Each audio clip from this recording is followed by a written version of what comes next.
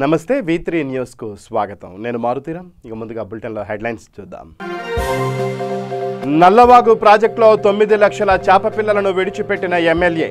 అన్ని వర్గాల వారిని ప్రభుత్వం ఆదుకుంటుందని తెలిపిన భూపాల్ రెడ్డి.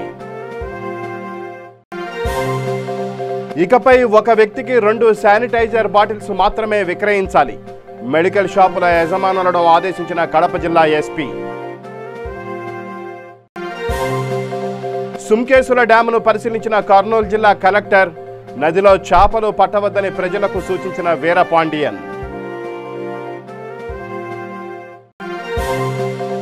రాజన్న సిరిసిల్ల జిల్లాలో రోజురోజుకు పెరుగుతున్న కరోనా కేసులు. చర్యలు చేపడుతున్న అధికారులు.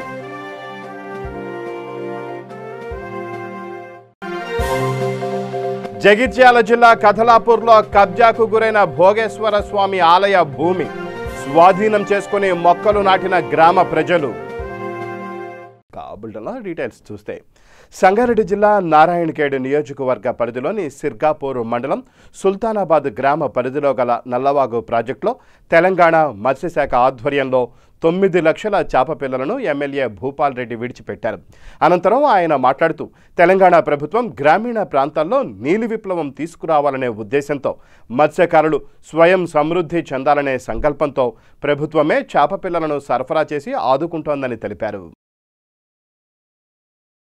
కడప జిల్లా ఎస్పీ ఆదేశాల మేరకు ప్రొద్దుటూరు డీఎస్పీ ఉత్తర్వులతో ప్రొద్దుటూరు 3 టౌన్లో గల మెడికల్ షాపులను 3 town CI sub inspector Sitaramireddy, drug inspector Jayanna medical షాపుల యజమానులకు కొన్ని సూచనలు చేశారు. ఇకపై ఒక వ్యక్తికి 2 శానిటైజర్ బాటిల్స్ మాత్రమే ఇవ్వాలని సూచించారు. శానిటైజర్ బాటిల్ తీసుకున్న ప్రతి వ్యక్తి ఆధార్ నెంబర్ తీసుకోవాలని తెలిపారు. ప్రభుత్వం చేత ఆమోదం పొందిన శానిటైజర్స్ మాత్రమే విక్రయించాలన్నారు. మెడికల్ షాపుల యజమానులు సూచనలను తప్పనిసరిగా పాటించి ప్రజల ప్రాణాలకు ఎలాంటి హాని కలగకుండా చూడాలని వారిని కోరారు.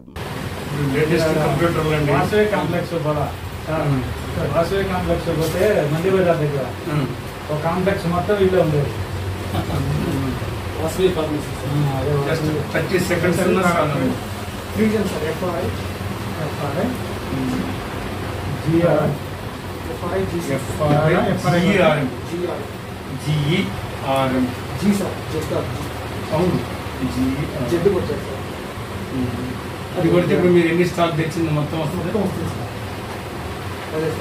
ఎన్ని తెచ్చారు? ఎందుకంటే మా ఆఫీసర్లకు పెట్టేటప్పుడు అమ్మకులు సరే ఇట్లా ఎన్ని తెస్తుంటారమ్మా? గుర్తుపట్టే ఉన్నాను మాట్లాడండి. ప్రజామికల్లో జిమ్ కూడా వస్తుంటారు. మళ్ళీ పట్టొచ్చింది ఇప్పుడు ఆపేసి ఇది కొద్ది జాగ్రత్త అమ్మా. ఎందుకంటే తిరుమల శ్రీ వెంకటేశ్వర స్వామివారి సాలకట్ల బ్రహ్మోత్సవాలు సెప్టెంబర్ 19 నుండి 27వ తేదీ వరకు జరగనున్నాయి. సెప్టెంబర్ 18న అంకురార్పణ నిర్వహిస్తారు. బ్రహ్మోత్సవాలలో సెప్టెంబర్ 19న ధ్వజారోహణం, సెప్టెంబర్ 23న గరుడ సేవ, సెప్టెంబర్ 24న స్వర్ణ రథోత్సవం, సెప్టెంబర్ 26న రథోత్సవం, సెప్టెంబర్ 27న చక్ర స్నానం, ధ్వజారోహణం నిర్వహిస్తామని టీటీడీ తెలియజేసింది.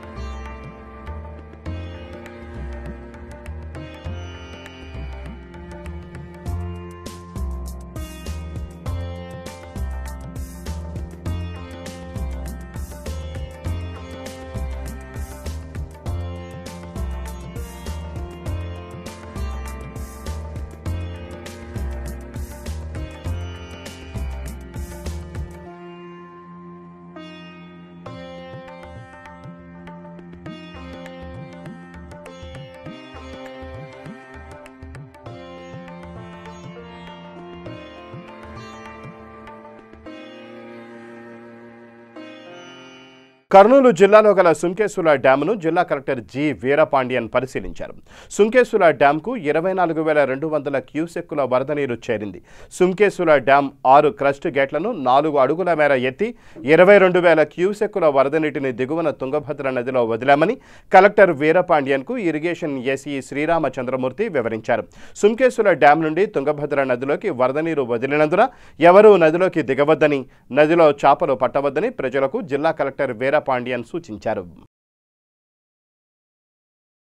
జగిత్యాల జిల్లా కథలాపూర్ మండలంలోని తక్కళ్లపల్లి గ్రామంలో కబ్జాకు గురైన భోగేశ్వర స్వామి ఆలయ భూమిలో 1800 మంది గ్రామ ప్రజలు మొక్కలు నాటారు. భోగేశ్వర స్వామి ఆలయం వద్ద ఉన్న భూమిని ఇతరులు కబ్జా చేసి వరి పంట వేశారు. దీంతో గ్రామ ప్రజలు వరి నాట్లను తొలగించి అందులో మొక్కలను నాటారు. పెద్దపల్లి జిల్లా రామగిరి మండల ప్రజా పరిషత్ కార్యాలయంలో ఎంపీపీ ఆరెల్లి దేవక్క కొమరయ్య గౌడ్ ఆధ్వర్యంలో శ్రీ సర్దార్ సర్వాయి పాపన్న గౌడ్ జయంతి వేడుకలు ఘనంగా నిర్వహించారు. గోల్కొండ కోటను ఏలిన బహుజన వీరుడు సర్దార్ సర్వాయి పాపన్న గౌడ్ 370వ జయంతి వేడుకలను రామగిరి మండల ప్రజా పరిషత్ కార్యాలయంలో ఎంపీపీ ఆరెల్లి దేవక్క కొమరయ్య గౌడ్ ఆధ్వర్యంలో ఘనంగా నిర్వహించారు. అనంతరం వారు మాట్లాడుతూ గీత వృత్తిని చేస్తూనే గోల్కొండ కోట కేంద్రంగా ఏలుతున్న ఆనాటి రాచరిక పాలకులను ఎదిరించిన ధీరుడు సర్దార్ సర్వాయి పాపన్న గౌడ్ అని కొనియాడారు. సబ్బండ వర్గాలను ఏకం చేసి గోల్కొండ కోటపై బడుగుల జెండా ఎగరేసి రాజ్యాధికారం కైవసం చేసుకున్న యోధుడు అని తెలిపారు. ఆయన చూపిన బాటలో నడుస్తూ అట్టడుగు వర్గాల అభ్యున్నతే లక్ష్యంగా ముందుకు సాగాలని ఆకాంక్షించారు. ఈ కార్యక్రమంలో Kamanpur market committee chairman Pudari Satyanarayana Goud, ZPTC Meraneni Sharada Kumar Yadav, vice MPP Karapu Raboina Sridevi Bhaskar, ఎంపీటీసీలు, టీఆర్ఎస్ పార్టీ నాయకులు తదితరులు పాల్గొన్నారు.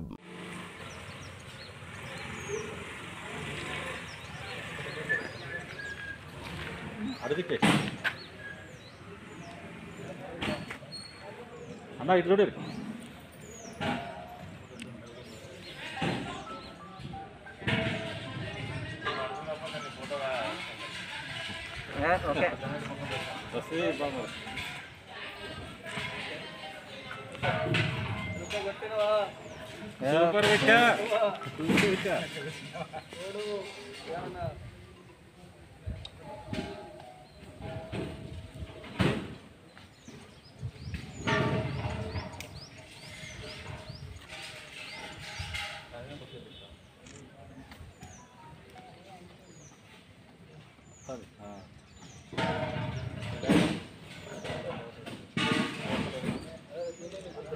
సంగారెడ్డి జిల్లా జిన్నారావు మండలం గడ్డపోతారావు పారిశ్రామిక వాడలోని సర్వే నెంబర్ 10లో కొన్ని సంవత్సరాలుగా మూతబడ్డ మేక ల్యాబొరేటరీ కంపెనీలో ఎవరికీ ఎటువంటి అనుమానం రాకుండా గుట్టుచప్పుడు కాకుండా మత్తుమందును తయారు చేస్తున్నారు.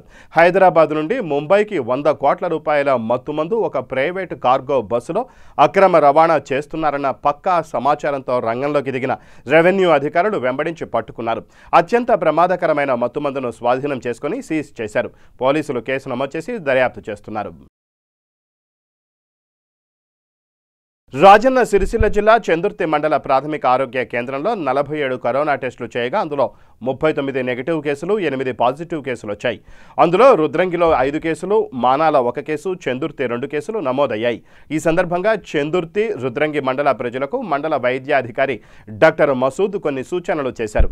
రోజు రోజుకు కేసులు పెరుగుతున్నందువలన ఎవరైనా అత్యవసర పరిస్థితుల్లోనే బయటకు రావాలని తెలిపారు.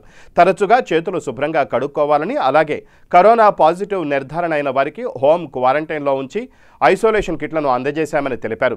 వారి ఇంటి చుట్టుపక్కల హైపోక్లోరైట్ ద్రావణం స్ప్రే చేశామన్నారు. వారిని కలిసిన వారందరికీ కరోనా టెస్టులు చేయడం జరుగుతుందని తెలిపారు.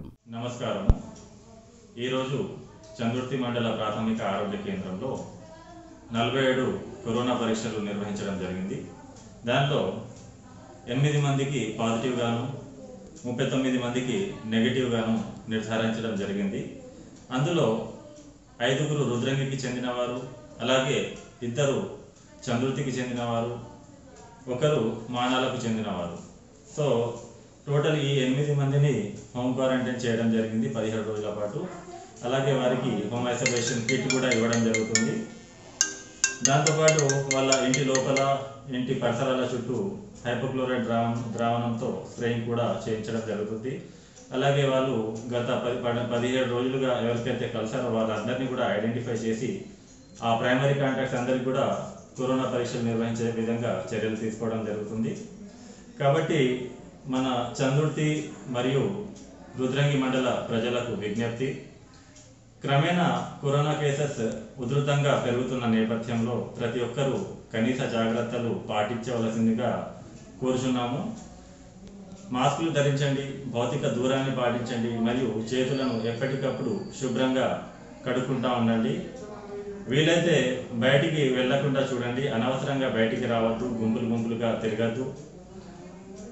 ఎవరికైతే దగ్గు, జలుబు, జ్వరము, గొంతు నొప్పి, శ్వాసలో ఇబ్బంది, రుచి తెలియకుండా ఉండటం, వాసన తెలియకుండా ఉండటం ఇలాంటి లక్షణాలు ఏమైనా ఉంటే ఖచ్చితంగా మీ గ్రామంలో ఉన్నటువంటి ఆశా కార్యకర్తని కానీ ఏఎన్ఎంని కానీ వెంటనే సంప్రదించవలసిందిగా కోరుతున్నాము.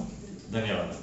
యాదాద్రి భువనగిరి జిల్లా పోచంపల్లి మండల కేంద్రంలో కల్లుగీత కార్మిక సంఘం ఆధ్వర్యంలో సర్దార్ సర్వాయి పాపన్న జయంతి ఉత్సవాలను ఘనంగా నిర్వహించారు.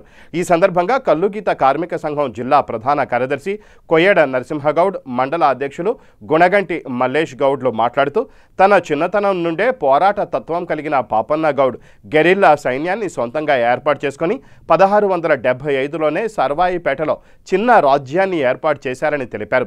20 కోటలను స్వాధీనపరుచుకుని తన సైన్యాన్ని పెంచుకొని గోల్కొండ కోటపైన గురిపెట్టి 7 నెలల పాటు పరిపాలన సాగించి ఔరంగజేబుకు తెలంగాణ దెబ్బ రుచి చూపించిన గొప్ప వీరుడు అని కొనియాడారు. బడుగు బలహీన వర్గాలను చైతన్యపరిచి నాటి మొగలాయి సామ్రాజ్యాన్ని ఢీకొట్టి తెలంగాణ ఆత్మ గౌరవానికి ప్రతీకగా నిలిచారన్నారు. ఈ కార్యక్రమంలో బండి యాదగిరి, సారా బాలయ్య, గడ్డం బాలరాజు తదితరులు పాల్గొన్నారు. సర్దార్ సర్వాయి పాపన్న గౌడ్ గారి 370వ జయంతి సందర్భంగా పోచంపల్లి మున్సిపల్ గౌడ సంఘం ఆధ్వర్యంలో ఈరోజు జయంతి ఉత్సవాలు ఘనంగా జరిపాము. అదేవిధంగా ప్రభుత్వం అధికారికంగా ఈ యొక్క కార్యక్రమం నిర్వహించడం చాలా గర్వకారణం. రానున్న రోజుల్లో, ముందు రోజుల్లో పాపన్న విగ్రహాలు ప్రతి గ్రామాల్లో ప్రదర్శించాలని, అదేవిధంగా ఆయన పేరు మీద ఎన్నో సేవా కార్యక్రమాలు చేస్తున్నాం. పండ్ల పంపిణీ కానీ, పుస్తకాల పంపిణీ కానీ, ఇంకేదైనా కార్యక్రమాలు ముందుంటాం. వికారాబాద్ జిల్లా దోమ మండలంలో అకాల వర్షంతో అన్ని చెరువులు నిండినప్పటికీ ఐనాపూర్ గ్రామ చెరువు నిండకపోవడంతో గ్రామ రైతులు ఆవేదన వ్యక్తం చేస్తున్నారు. ఈ చెరువు నిండినట్లయితే 3 గ్రామాల రైతులు పంటలు పండించుకోవడానికి అవకాశం ఉంటుందని, నీరు నిండకపోవడానికి కారణం కాలువలు సరైన విధంగా కట్టకపోవడమేనని వాపోయారు. చెరువు అభివృద్ధికి ఏ ప్రభుత్వం కృషి చేయకపోవడంతో గ్రామ రైతులు ఉపాధి లేక ముంబై, పూనా వంటి ప్రాంతాలకు వలసపోయి జీవనాన్ని కొనసాగిస్తున్నారని తెలిపారు. ఇప్పటికైనా అధికారులు, ప్రజాప్రతినిధులు స్పందించి ఐనాపూర్ చెరువు అభివృద్ధికి కృషి చేయాలని గ్రామ రైతులు కోరుతున్నారు. మా ఊరి చెరువుకి కాలువలు తీసుకురావాలని అధికారులు కానీ నాయకులు కానీ కృషి చేయాలని కోరుతున్నాను. మాకు దయచేసి ఈ చెరువు నిండకపోవడం కారణము పాటు లేనందువలన నిండుతలేదు. మా ఊరు రైతులు అంతా వరుస బొంబాయి, పూనా వెళ్తున్నారు. కాబట్టి మాకు దయచేసి మా చెరువు కాలువలు తీసుకురావాలని మనవి చేస్తున్నాను. మా చెరువు కింద పొలము ఎక్కున్నది, ఎప్పుడు కూడా నిండడం లేదు. నేను చూసినప్పటి నుంచి కూడా ఇంతవరకు కూడా లేదు. ఎప్పుడు నిండుకము, అలుగెలుకము.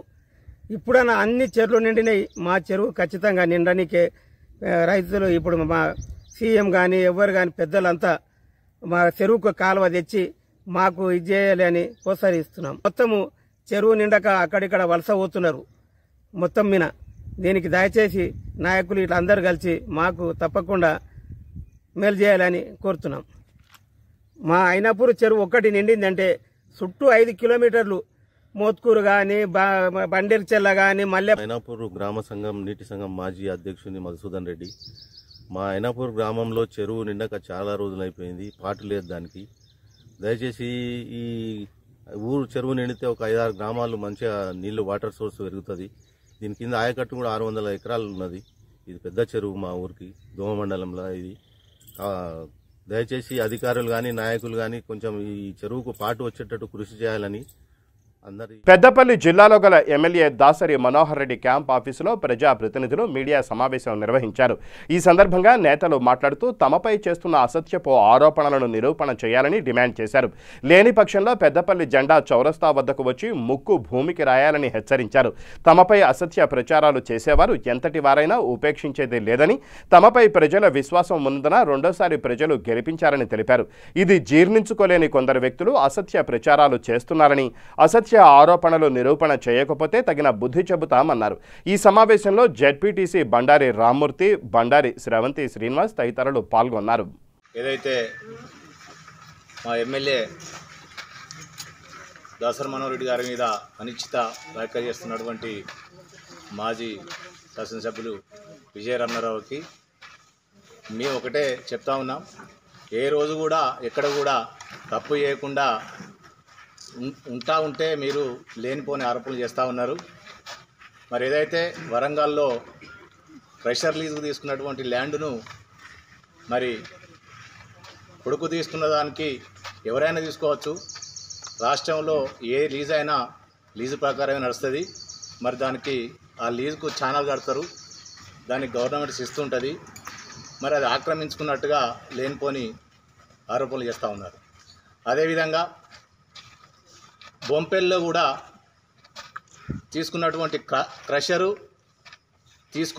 తీసుకున్నట్టుగా దాన్ని ఇప్పటికే 2-3 సార్లు కూడా చెప్పడం జరిగింది. మరి ఏదున్నా ప్రజలు గమనిస్తూ ఉన్నారు. అబద్ధాలు 10 సార్లు మాట్లాడితే అది నిజమైద్దని మీరు అనుకుంటా ఉన్నారు. ఏది కూడా అబద్ధమే, నిజమే.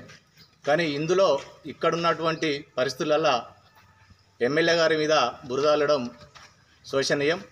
మరి ఏదున్నా ప్రజలు ఇప్పటికీ 2 సార్లు మిమ్మల్ని తిరస్కరించడం జరిగింది. మరి అయినప్పటికీ ఈ అనుచిత వ్యాఖ్యలు వాపసు తీసుకోవాలి. విజయరమణారావు చేస్తున్న వ్యాఖ్యలకు మేము అందరం తీవ్రంగా ఖండిస్తూ, మరి ఏవైతే వ్యాఖ్యలు చేస్తున్నాడో అవి తను అందరి ముందు నిరూపించవలసిందిగా కోరుచు, మరి బి ఫార్మసీ కాలేజీ వద్ద 2 ఎకరాల భూమి ఆక్రమణ చేసుకున్నాడని అంటున్నారు. కానీ అది నిజం కాదు. అది నిజము అని నిరూపిస్తే మేమే ముందుండి వాళ్ళకు 2 ఎకరాలు అంటున్నారు, ఆ 2 ఎకరాలకు 4 ఎకరాల చొప్పున కట్టిస్తామని ఇందు సందర్భంగా చేయడం జరుగుతుంది.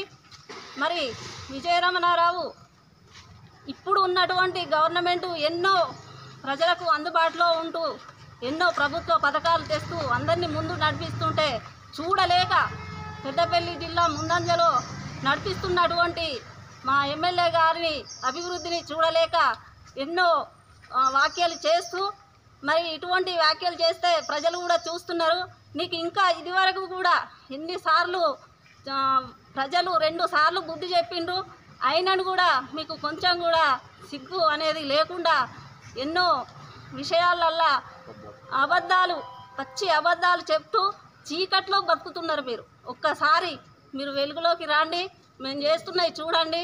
మా గవర్నమెంట్, మా ముఖ్యమంత్రి గారు కానీ, మరి మా జిల్లాలో ఎమ్మెల్యే గారు కానీ ఎటువంటి అభివృద్ధులు పనులు చేస్తున్నారో ఒక్కసారి కళ్ళు కనబడకపోతే మరి కళ్ళద్దాలు పెట్టుకొనైనా చూడాలని కోరుతూ, ఒంటరిగా వెళుతున్న మహిళలను టార్గెట్ చేస్తూ స్నాచింగ్లకు పాల్పడుతున్న వ్యక్తిని శంషాబాద్ రూరల్ పోలీసులు అదుపులోకి తీసుకున్నారు.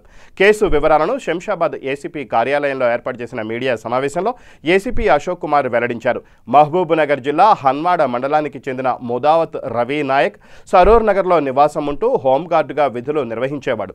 మాదాపూర్ పోలీస్ స్టేషన్లో పనిచేస్తూ చెడు వ్యసనాలకు బానిసై స్నాచింగ్లకు పాల్పడుతూ పట్టుబడిన రవి నాయక్ గతంలోనే జైలుకు కూడా వెళ్లాడని తెలిపారు. జైలు శిక్ష పడిన రవి నాయక్ను అధికారులు ఉద్యోగం నుంచి తొలగించారు. గుర్తు తెలియని మహిళతో కలిసి శంషాబాద్లో స్నాచింగ్లకు పాల్పడిన రవి నాయక్ను ఎస్ఓటీ పోలీసుల సహకారంతో శంషాబాద్ రూరల్ పోలీసులు అదుపులోకి తీసుకున్నారు. ఈ మంత్ 1వ తారీఖు నాడు ఒక అఫెన్స్ అయింది మన శంషాబాద్ ఆర్జే ఎయిర్పోర్ట్ పిఎస్లో.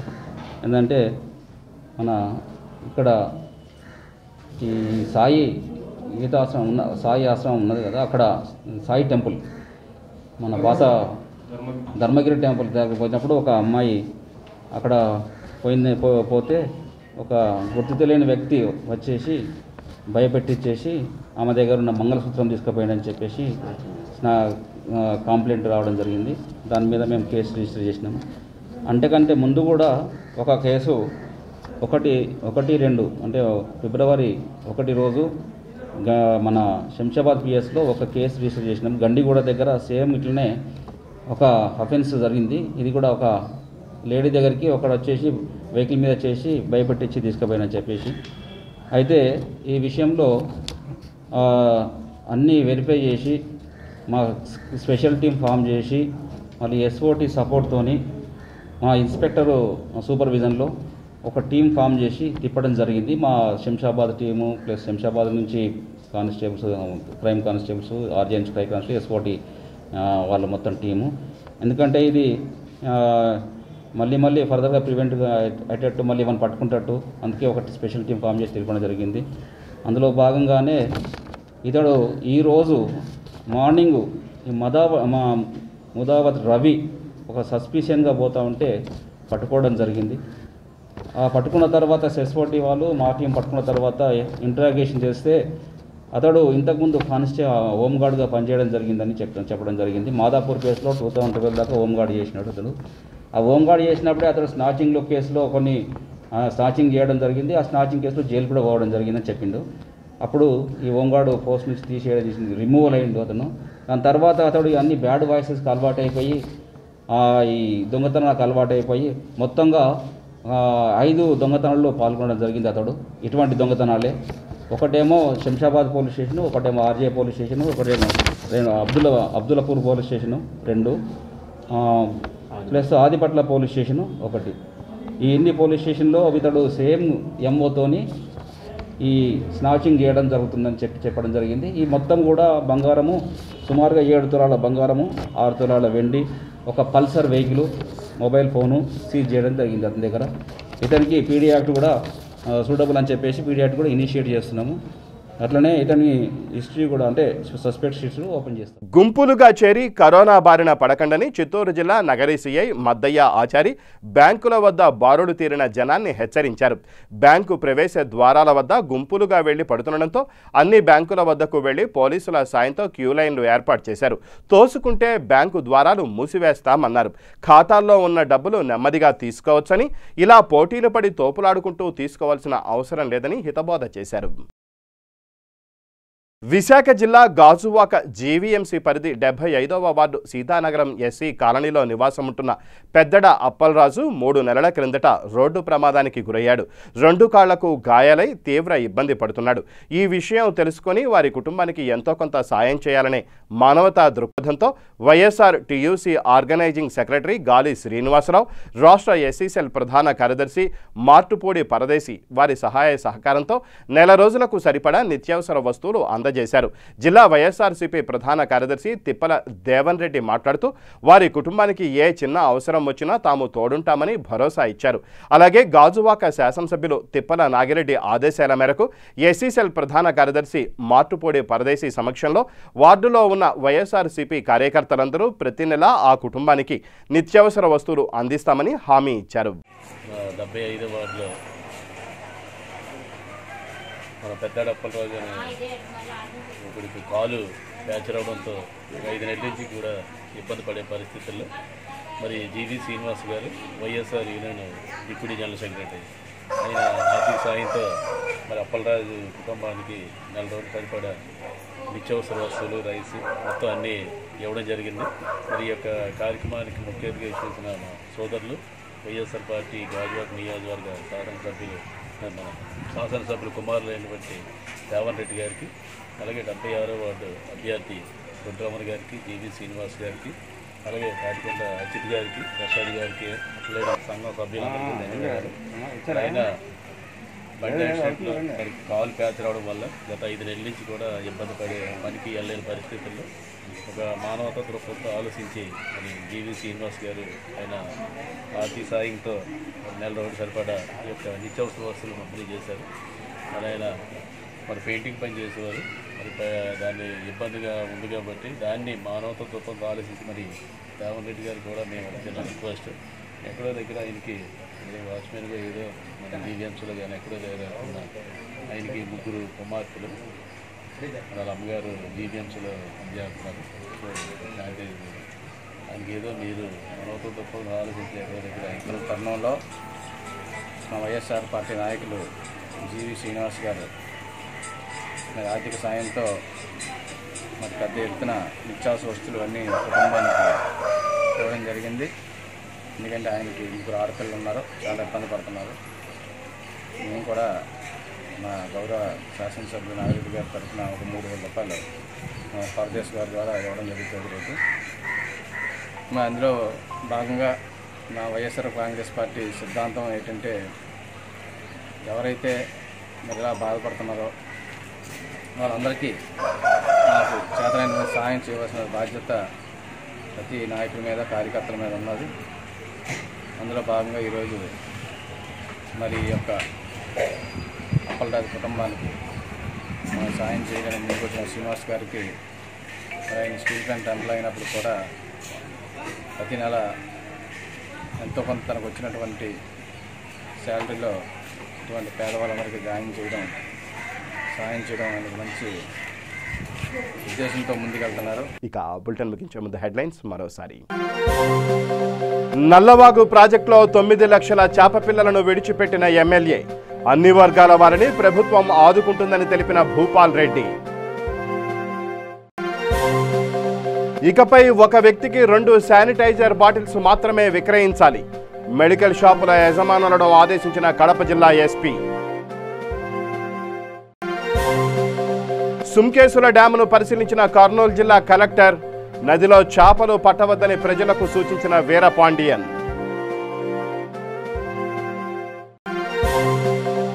రాజన్న సిరిసిల్ల జిల్లాలో రోజురోజుకు పెరుగుతున్న కరోనా కేసులు.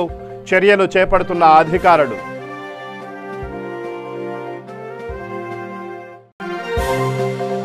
జగిత్యాల జిల్లా కథలాపూర్లో కబ్జాకు గురైన భోగేశ్వర స్వామి ఆలయ భూమి స్వాధీనం చేసుకుని మొక్కలు నాటిన గ్రామ ప్రజలు.